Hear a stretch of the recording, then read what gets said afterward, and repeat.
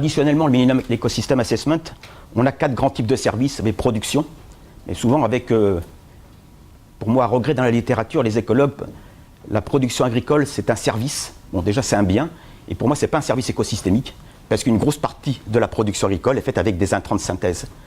Donc le service écosystémique, ou le bien, ou le service écosystémique, c'est la part de la production en l'absence d'intrants de synthèse. Donc pour moi, c'est très important, parce que même dans les grands papiers de Grand Ponte, on parle de service écosystémique. Voilà, 50 quintaux de blé ou 100 quintaux de blé, c'est encore mieux, c'est un service écosystémique. Non.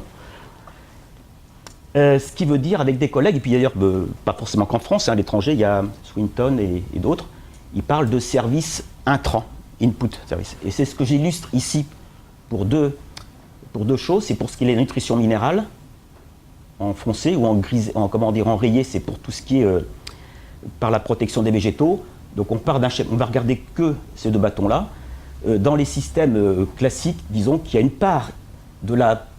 Donc le niveau de production est limité par le climat, voilà. Et après, il y a ce qu'ils appellent le limiting factor, c'est l'eau et les nutriments. Et le reducing factor, c'est toutes les pestes et tout ça.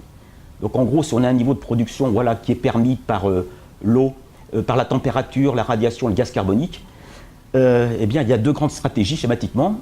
Dans une agriculture qu'on peut qualifier de moderne, de conventionnelle, l'essentiel de la production des nutriments proviennent des intrants de synthèse et une partie provient des services écosystémiques, c'est-à-dire si la matière reste en matière organique, on met des légumineuses éventuellement. Alors que dans des formes d'agriculture vraiment fondées sur la biodiversité, ça n'exclut pas des intrants de synthèse, qui est en marron ici, mais une grosse partie est fournie par des services écosystémiques, donc on les appelle intrants. Voilà, on peut faire le même raisonnement après pour toutes les reducing factors, c'est-à-dire tout ce qui est lié aux pertes de rendement par les pestes, les maladies et autres. Et on peut faire exactement le même raisonnement sur les